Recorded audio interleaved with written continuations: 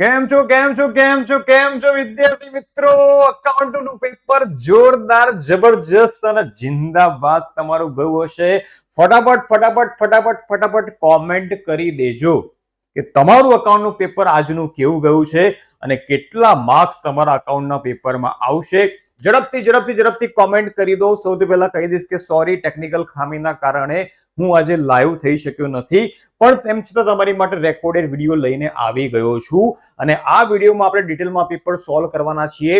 એક કે એક એમસીક્યુ, એક કે એક વાક્યના પ્રશ્નો, સેક્શન ડી, ઈ, એફ બધા જ ક્વેશ્ચન જે મેં તમને કરાવ્યા હતા એમાંથી જ આવેલા છે. બોર્ડની પરીક્ષાની અંદર ઓછા ક્વેશ્ચન આપેલા હતા, ગણીને સિલેક્ટ કરીને પ્રશ્નો આપેલા હતા, તેમ છતાંય બધા પ્રશ્નો ઓલમોસ્ટ બોર્ડની પરીક્ષામાં પૂછવામાં આવ્યા છે. ફટાફટ ચાલો, વિધાઉટ વેસ્ટિંગ ટાઈમ કોમેન્ટ કરતા રહેજો. ભલે લાઈવ નથી પણ તમારી કોમેન્ટની લાઈન લાગી જવી જોઈએ અને મારી માટે પાઠસર મારે તમારે કોમેન્ટ કરવાની છે અને સાથે એ પણ કોમેન્ટ કરી દેજો કે કેટલા માર્ક્સ તમારા આજના પેપરમાં આવશે. ચલો, સૌથી પહેલા પહેલો એમસીક્યુ. વારંવાર કીધું હતું બેઝિક એમસીક્યુ જે કરાવ્યા હતા એમાંથી જ બધા એમસીક્યુ છે, સમજાવ્યું હતું ડિટેલમાં. ભાગીદારોની મૂડી પરનું વ્યાજ એ ભાગીદાર માટે શું છે દીકરા? તો ભાગીદાર માટે આવક છે. કાલે જ મેરેથોનમાં સમજાવ્યું હતું કે પેઢી માટે પૂછ્યું હોય તો ખર્ચ કહેવાય, ભાગીદાર માટે પૂછ્યું હોય તો આવક કહેવાય. અરે બીજો જ ક્વેશ્ચન જુઓ દીકરાઓ. મૂડીનું પ્રમાણ, આ બેઠો ક્વેશ્ચન, બેઠો એમસીક્યુ. મૂડીનું પ્રમાણ તમને આપેલું છે 1:2:3 હોય અને વર્ષનો વહેંચણી પાત્ર નફો 1,20,000 હોય તો સીને કેટલો નફો મળે? તો અહીંયા 1:2:3 ને આપણે મારીશું ગોળી, એ ધ્યાનમાં લઈશું નહીં. પ્રમાણ હશે સરખું 1:1:1, કેમ કે આ તો મૂડીનું પ્રમાણ આપેલું છે. મૂડીના પ્રમાણમાં ક્યારે નફો વહેંચાય નહીં. એટલે 1,20,000 ભાગ્યા 3 એટલે 40,000. એક ભાગીદારને કેટલો નફો મળશે? 40,000. એ સી નો હોય, બી નો હોય કે એ નો હોય, 40,000 બધા ભાગીદારને મળશે. ત્યાર પછી પાઘડી એ કયા પ્રકારની મિલકત છે? સાવ સહેલા એમસીક્યુ, આટલું ઈઝી, એ પણ 12મા ધોરણના વિદ્યાર્થીઓ માટે બેઠો એમસીક્યુ દીકરાઓ. તમને બધાને ખબર જ છે કે પાઘડી એ ધંધાની અદ્રશ્ય મિલકત છે જેને આપણે ટચ નથી કરી શકતા, જોઈ નથી શકતા. જ્યારે પેઢીમાં દર વર્ષે નફો વધતો હોય, આ પણ તમને કાલે લખીને બતાવ્યું હતું કે વધતો હોય તો પણ અને ઘટતો હોય તો પણ આપણે પાઘડીની ભારિત સરેરાશ નફાની પદ્ધતિનો ઉપયોગ કરવાનો છે. તો ફટાફટ 4 એમસીક્યુ થઈ ગયા છે. 4 એમસીક્યુ, પહેલા 4 એમસીક્યુ મેરેથોનમાંથી. ચલો, ત્યાર પછી ભાગીદારી પેઢીના પુનર્ગઠન વખતે પાકા સરવૈયામાં દર્શાવેલ એકત્રિત નફો, આ પણ બેઠો એમસીક્યુ. 20 એમસીક્યુ છે દીકરાઓ. 10 એક વાક્યના પ્રશ્નો આપણા આઈએમપી માંથી આવેલા છે. તો એકત્રિત નફો ક્યાં જાય? તો ભાગીદારોના મૂડી ખાતે વેચી દેવાનો છે ભાઈ. કઈ બાજુ જશે? તો જમા બાજુ જશે. ભાગીદારી પેઢીનું પુનર્ગઠન થાય ત્યારે શું બનાવવામાં આવે? તો કોઈને પણ આવડે યાર, કોઈ પણ વિદ્યાર્થીને આવડે. આ તો ખોટો પડવો જ ના જોઈએ તમારો. કયું ખાતું ભાઈ? પુનઃ મૂલ્યાંકન ખાતું તૈયાર કરવામાં આવશે. નંબર 7, પુનઃ મૂલ્યાંકન ખાતાનો નફો કે ખોટ ખાલી જગ્યા અને ખાલી જગ્યા પ્રમાણમાં લઈ જવામાં આવે છે. તો પુનઃ મૂલ્યાંકન ખાતામાં ફક્ત જૂના ભાગીદારોને જ નફો અથવા ખોટ મળે, બરાબર? તો જૂના ભાગીદારોના મૂડી અથવા ચાલુ ખાતામાં જશે અને એ પણ જૂના પ્રમાણમાં, કેમ કે ભાગીદારો જૂના તો પ્રમાણ પણ દીકરાઓ જૂનું જ થાય. ત્યાર પછી ભાગીદારના પ્રવેશ વખતે સામાન્ય અનામત, બેઠો એમસીક્યુ. કાલે ઓબ્લિક કરીને લખેલું હતું. સામાન્ય અનામત અને નફા નુકસાન ખાતાની જમા બાકી ક્યાં જાય? તો મૂડી ખાતામાં જાય દીકરાઓ. તો જૂના ભાગીદારોના મૂડી ખાતે. જુઓ કેટલા બધા અત્યાર સુધીના 8 એમસીક્યુ આગળના જોઈશું. બધા જ એમસીક્યુ આપણા મેરેથોનમાંથી છે દીકરાઓ. જ્યારે નફા નુકસાનનું ફક્ત જૂનું પ્રમાણ આપેલું હોય ત્યારે બાકીના ભાગીદારનું લાભનું પ્રમાણ, આ પણ કાલે ટીક કરીને મેરેથોનમાં તમને સમજાવ્યું હતું કે ત્યાગનું પૂછ્યું હોય તો પણ, લાભનું પૂછ્યું હોય તો પણ સેમ આન્સર આવે, જૂનું પ્રમાણ. ત્યારબાદ પેઢીના વિસર્જન સમયે પાકા સરવૈયામાં દર્શાવેલ દેવાદારો 24,500 છે અને ગાલખાદ અનામત 2,500 હોય તો માલ મિલકત નિકાલ ખાતે જમા બાજુ. ચલો, જમા બાજુ. કાલે પણ આ સેમ ક્વેશ્ચન આપણે કર્યો હતો, સેમ એમસીક્યુ આપણે કરેલો હતો અને તમને સમજાવ્યું પણ હતું કે જમા બાજુ કીધું હોય તો 2,500 આવશે અને ઉધાર બાજુ કદાચ બદલીને કીધું હોય ત્યારે દેવાદારની રકમ આવશે. આ પણ બેઠું તમને કાલે સમજાવવામાં આવ્યું હતું. પેઢીના વિસર્જન વખતે સામાન્ય અનામત કયા ખાતે લઈ જવામાં આવશે? બેટા કોઈ પણ અનામત હોય એકત્રિત નફો હોય એ મૂડી ખાતે જાય તો ઓપ્શન છે ડી, ભાગીદારોના મૂડી ખાતે. બેઠું, કશું જ બહારનું નહીં, બેઠું. લિમિટેડ ક્વેશ્ચન્સ, ઓછા ક્વેશ્ચન્સ, તેમ છતાં બોર્ડની પરીક્ષામાં ફૂલ કોન્ફિડન્સ છે. આ પાર્થ સરનો કોન્ફિડન્સ છે, બરાબર છે. તો તમે જોઈ લીધું હશે, આજે સાબિત થઈ ગયું છે. શેર જપ્ત થાય ત્યારે જપ્ત થયેલા શેર પર મંગાવેલ કુલ રકમ ખાલી જગ્યા કરવામાં આવે છે. હવે જો અહીંયા શબ્દ કયો છે, શેર પર મંગાવેલ અમાઉન્ટ, જે અમાઉન્ટ મંગાવી છે, બરાબર, જેને આપણે મંગાવેલી મૂડી તરીકે ઓળખીએ છીએ. તો જપ્તી ખાતે તો હંમેશા જમા થાય, પણ જપ્તી ખાતે કઈ રકમ જમા થશે? અત્યાર સુધી મંગાવેલી રકમ. અને જ્યારે અહીંયા તમને શું કીધું છે? ભરેલી નથી, મંગાવેલી છે. ભરી કે ન ભરી જોવાનું નથી, માત્ર ને માત્ર મંગાવેલી કુલ રકમ પૂછવામાં આવ્યું છે. તો આન્સર છે ડી, શેર મૂડી ખાતે ઉધાર. જો કદાચ અત્યાર સુધી ભરેલી રકમ પૂછ્યું હોત તો શેર જપ્તી ખાતું આવે બેટા, પણ અત્યાર સુધી મંગાવેલી રકમ જપ્તી વખતે આપણે મૂડી ખાતે ઉધાર કરીએ છીએ. મંગાવેલી મૂડી બસ ઉધાર કરી દેવાની. કાલે પણ તમને સમજાવ્યું હતું કે અત્યાર સુધી જેટલા રૂપિયા મંગાવ્યા છે, 10 થતા હોય તો 10 ઉધાર કરીશું, 8 થતા હોય તો 8 ઉધાર કરીશું. શેર મૂડીના દાખલામાં આ વસ્તુ આપણે સમજ્યા હતા. ચલો ત્યાર પછી કંપની શેરના જાહેર ભરણા માટે કોની સંમતિ લેવી પડે છે? સેબીની સંમતિ લેવી પડે છે, security exchange board of India. Debenture કેટલા વટાવથી બહાર પાડી શકાય છે? બેઠો બોર્ડ ઓફ ડાયરેક્ટર્સ નક્કી કરે એ દરે વટાવથી બહાર પાડી શકાય છે. નીચેનામાંથી કયું વિશ્લેષણ સમય આધારિત છે? આ તમને મેં એક વાક્યમાં કરાયું હતું અને એની જગ્યાએ એમસીક્યુ આવી ગયો છે. સમય આધારિત પૂછ્યું છે ભાઈ. હા, તો આન્સર આવશે ટૂંકા ગાળાનું. બે પ્રકારના હોય, લાંબા ગાળાનું અને ટૂંકા ગાળાનું. ભૂલથી જેને અહીંયા બાહ્ય કાં તો આડું વિશ્લેષણ ટીક કર્યું છે ખોટું. સમય આધારિત પૂછવામાં આવ્યું છે. એક કંપની બેઠો, અમાઉન્ટ પણ નથી બદલી બાપા, બેઠો એમસીક્યુ. એક કંપનીના ચાલુ વર્ષના ખર્ચાઓ 6 લાખ છે અને તેમાં પાછલા વર્ષની સરખામણીમાં 20% વધારો થયો છે. બેઠું મેં તમને લખીને સમજાવ્યું હતું કે 5 લાખના 20% થાય 1 લાખ, એટલે અત્યારે 6 લાખ થયેલા છે. તો પહેલા કેટલા હશે? 5 લાખ હશે. તો આન્સર છે અહીંયા બી, 5 લાખ.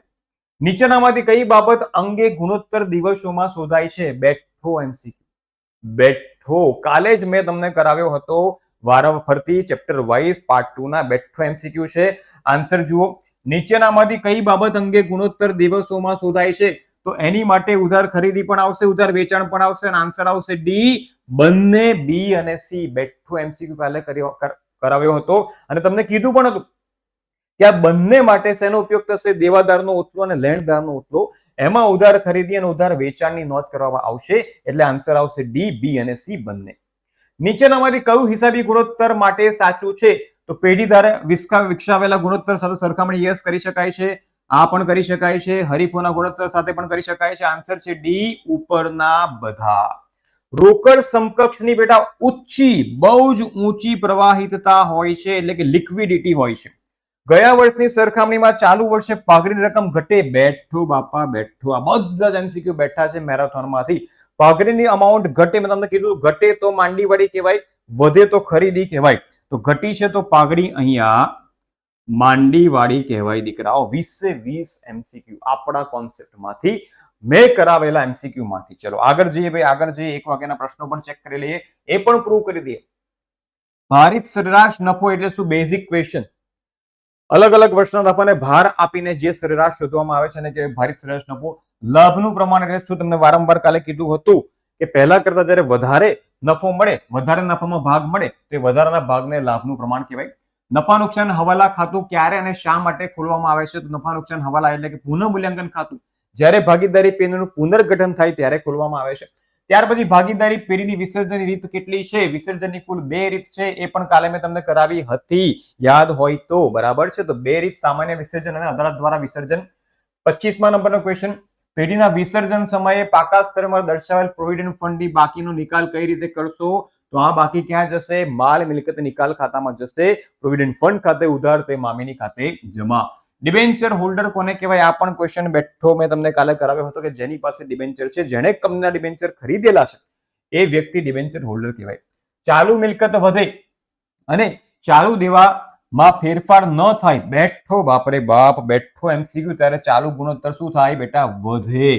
કાલે પણ બોલ્યો હતો કે જ્યારે અંશ વધે પણ છેદમાં ફેર ન પડે ત્યારે ગુણોત્તર વધશે. તરલતાના ગુણોત્તર શું દર્શાવે છે? તો ધંધાની ટૂંકા ગાળાની ચૂકવણી કરવાની ક્ષમતા, એટલે કે તરલતા, લિક્વિડિટી દર્શાવે છે. મળેલ ડિવિડન્ડ અને મળેલ વ્યાજ આ બંને રોકાણની પ્રવૃત્તિ છે બેટા, રોકાણની પ્રવૃત્તિ. કારણ કે રોકાણ પર જ તમને વ્યાજ મળશે, રોકાણ ઉપર જ તમને ડિવિડન્ડ મળવાનું છે. રોકડ પ્રવાહ એટલે શું બેઠો MCQ. 3 પ્રવૃત્તિનો પ્રવાહ કેવો? રોકડ અને રોકડ સમકક્ષની આવક અને જાવક એટલે કહેવાય રોકડ પ્રવાહ. સી માં આવી જઈએ ભાઈ. સેક્શન સી 6 માંથી કોઈ પણ 4 તમારે કરવાના હતા. જુઓ, કાલનો બેઠો ક્વેશ્ચન અહીંયા મેં રઘુવીર નામથી કરાવ્યો હતો અને આજે નામ બદલી નાખ્યું છે. 80,000 અમાઉન્ટ પડે, સેમ અમાઉન્ટ છે, આન્સર છે 4482. તમને કદાચ યાદ પણ હશે. બેઠો દાખલો. અહીંયા તમને કીધું હતું કાં તો ત્યાગ શોધવાનો દાખલો હશે, કાં તો લાભ શોધવાનો દાખલો હશે. ખાલી પ્રમાણ બદલશે બેટા. તો ખાલી પ્રમાણ બદલ્યું છે અને અહીંયા બંને શોધવાનું છે. ત્યાગના સૂત્રથી ત્યાગ પણ શોધવાનો છે, લાભના સૂત્રથી લાભ પણ શોધવાનો છે. એટલે આ માહિતી કેટલો ત્યાગ, ઓકે, ખાલી ત્યાગ શોધવાનો છે અહીંયા તમારે. એટલે કે ત્યાગ શોધશું, ત્યાગનું સૂત્ર જૂનો માઇનસ નવો. ત્યાર પછી નીચેની બાકીનો નિકાલ કઈ રીતે કરશો? બેઠો સામાન્ય અનામત ખાતે ઉધારતે, મૂડી ખાતે, રોકાણ વધઘટ ભંડોળ ખાતે ઉધારતે, મૂડી ખાતે, ઘસારા ફંડ ઉધારતે, મૂડી ખાતે જવાનો નથી. આ ક્યાં જશે? માલ મિલકત નિકાલ ખાતે. ચલો આગળ વધીએ. બેઠું તમને કરાવેલું હતું, એક પણ વસ્તુ બહારનું આવ્યું નથી. વિસર્જન વખતે કુલ મિલકતો કરાવેલો અને કીધું તું પણ ખરું કે આ દાખલો જો આવશે ને તો 3 માર્ક્સમાં એક દાખલો આવશે. 2 લાખની જગ્યાએ ખાલી 4 લાખ કરેલા છે. બાકી બેઠો ક્વેશ્ચન આવેલો છે ભાઈ. ત્યાર પછી 35 નંબરનો ક્વેશ્ચન. બેઠો મૂળ કિંમતે બહાર પાડ્યા. આ જ ક્વેશ્ચન ડિબેન્ચરમાં પહેલો મેં મેરેથોનમાં કરાવ્યો હતો કે મૂળ કિંમત એટલે 100 રૂપિયા બહાર પાડ્યા છે અને 120 રૂપિયાની કિંમતે પરત કર્યા છે. અને તમને કીધું પણ હતું કે બાજે વગર જ આમનોંધ લખવાની છે. કૌંસમાં તમને આપેલું હશે બાજે વગર એટલે કે બાબત જે વગર. ત્યાર પછી આ ક્વેશ્ચનમાં તમારે મૂળ કિંમતે પરત કરવાના છે. એની આમનોંધ તમને પૂછવામાં આવી છે. એટલે 4 આમનોંધ કરવાની છે. પણ અહીંયા ખાલી માત્ર ને માત્ર ડિબેન્ચર બહાર પાડવાની જ આમનોંધ કરવાની હતી. એટલે 2 આની અને 2 આની, એ રીતના ક્વેશ્ચન તમને પૂછવામાં આવ્યો છે. ચલો સેક્શન ડી માં આવી જઈએ. સેક્શન ડી માટે તમને સ્પષ્ટ કીધું હતું કે એક દાખલો સરેરાશ નફાની પદ્ધતિ અથવા અધિક નફાની પદ્ધતિનો આવશે. જો આવી ગયું. કયું આવ્યું છે? સરેરાશ અને ભારિત બેમાંથી એક, એટલે નાની પદ્ધતિનો એક દાખલો આવશે અને મોટી 3 પદ્ધતિમાંથી એક દાખલો આવશે. તમને સ્પષ્ટ કહેવામાં આવ્યું હતું. તો પહેલો દાખલો ભારિત સરેરાશ નફાનો આવી ગયો છે ભાઈ. અને બીજો દાખલો કઈ મેથડ છે? બીજા દાખલાની અંદર અધિક નફાને મૂડીકૃત કરવાની કાલે સમજાવ્યું હતું. બેઠું કે ભાઈ છેલ્લું 6થું સ્ટેપ ખાલી ચેન્જ થશે, બાકી બધું સેમ ટુ સેમ રહેવાનું છે. બેઠા દાખલા આવે છે ભાઈ. ચલો ત્યાર પછી તમને કહેવામાં આવ્યું કે તુલનાત્મક નફા નુકસાનનું પત્રક જ આવશે. તેમ છતાં બધા ક્વેશ્ચન્સ મેં તમને કરાવેલા હતા અને આવી ગયું. જુઓ, તુલનાત્મક નફા નુકસાનનું પત્રક. એકદમ ઈઝી ક્વેશ્ચન તમને આવી ગયા છે બોર્ડની પરીક્ષામાં. લેર પડી ગઈ છે. કોમેન્ટ કરજો ભાઈ, કોમેન્ટ કરજો કેટલા માર્ક્સ તમે લાવવાના છો, કેટલા માર્ક્સ આવશે, કોમેન્ટ કરજો ફટાફટ. ત્યાર પછી તમને મેં 3 જ ગુણોત્તર કીધા હતા. તમને યાદ હોય તો મેં 3 જ ગુણોત્તર તમને આપ્યા હતા. એક ચાલુ ગુણોત્તર, બીજો દેવા ઇક્વિટી ગુણોત્તર, દેવાદાર લેણદાર ઉથલો. આ 3 વસ્તુ તમને કહેવામાં આવી હતી. જોઈ લો પરિણામ. દેવા ઇક્વિટી ગુણોત્તર તમને અહીંયા પૂછવામાં આવ્યો છે.